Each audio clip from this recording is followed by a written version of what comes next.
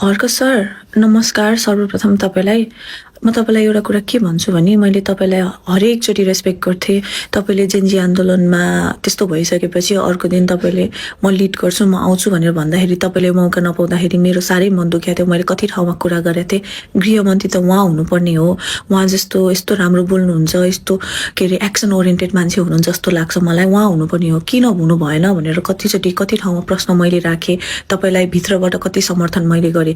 तर आज हाम्रो भाइहरूको न्याय हुँदाखेरि तपाईँले पनि पुराना पार्टीहरू जसरी त्यसरी राजनीतिक प्रतिशोध गरेका हुन् यिनीहरूले भनेर कसरी बोल्न सक्नुभयो, कसरी भन्न सक्नुभयो? तपाईँले हाम्रो विश्वास कसरी तोड्न सक्नुभयो? अर्क सर, साह्रै मन दुखाउनु भयो आजको दिन आएर तपाईँले।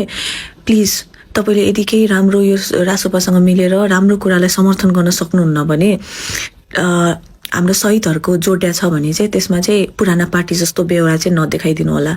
मैले तपाईँलाई मनैदेखि रेस्पेक्ट गर्थेँ, एकदम माया गर्थेँ। साह्रै नराम्रो लाग्थ्यो तपाईँको ट्रोल बन्दा गर्दाखेरि कति ठाउँमा गएर सपोर्ट गर्थेँ। तर आज आएर तपाईँको यस्तो अभिव्यक्तिले चाहिँ म शहीदको दिदीको साह्रै मन दुखेको छ। त्यसै गरी शहीद परिवार घाइते भाइहरू कतिको मन दुख्या होला तपाईँ आफै सोच्नु होला। तपाईँलाई लाग्दो हो मैले जे बोले नि हुन्छ, यिनीहरूले समर्थन गरिहाल्छ, मेरो सपोर्टर छँदैछ, एउटा दुइटा जाबा नभएर के हुन्छ भने त्यस्तो नसोच्नु होला। एउटा दुइटाले पनि धेरै फरक पार्छ। त्यही भएर मान्छे उचाइमा पुग्न धेरै गाह्रो हुन्छ, मान्छे तल झर्न एकदमै सजिलो हुन्छ। सर, हर्क सर, प्लिज अबबाट चाहिँ शहीदहरूले न्याय पाउन लाग्दाखेरि चाहिँ तपाईँले समर्थन गर्न नसक्दाखेरि एटलिस्ट विरोधको कुरा चाहिँ नउठाइदिनु होला। तपाईँले त पुरानालाई सपोर्ट गरे जस्तो भयो। तपाईँ पनि त एउटा नयाँ पार्टी हो होइन?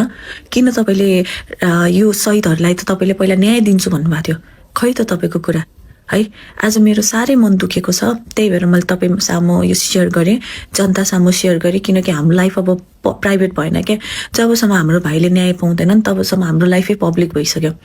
त्यही भएर पब्लिकली नै मैले आफ्नो कुराहरू सेयर गर्छु। अब कतिले नबोल्नु, चुप्लाएर बस्नु भन्नुभयो होला, तर हर्क सरसँगको यो कुरा चाहिँ म चुप्लाएर बस्न सकिनँ है। मनैदेखि चित्त दुखेको भएर मैले यो कुरा राखेँ। तपाईँले यो मेसेज हेर्नुहुन्छ भने प्लिज सुनिदिनु होला, हाम्रो भावना बुझिदिनु होला। हाम्रो भाइहरूको रगत, हाम्रो भाइहरूलाई कति गाह्रो भयो होला त्यति बेला भर्खरको बच्चाहरूलाई, त्यो सम्झिदिनु होला। अनि उहाँको समर्थनहरूले पनि सहीलाई सही, गलतलाई गलत भन्न छुटाउनु होला होइन? ठिक छ, नयाँसँग अब हुन्छ नि, कम्पिटिसन हुन्छ आफ्नै ठाउँमा, ठिक छ।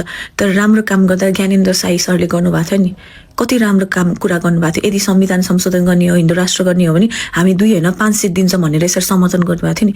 त्यस्तो गर्न सिक्नु, त्यसलाई भन्छ, त्यसरी नयाँ नेपाल भन्छ है। सर, यो मेरो एउटा पर्सनल तपाईँलाई मेसेज हो। पर्सनली तपाईँलाई मैले केही सन्देश दिएको हो। त्यही भएर अब कसरी लिनुहुन्छ आफ्नो ठाउँमा छ। मैले मेरो कुरा राखेँ, यति भयो, मलाई पुग्यो। हस् त, तपाईँको राम्रो होस्, तपाईँको दिन भलो जाओस्। शुभरात्रि। रात भइसक्यो, त्यही भएर।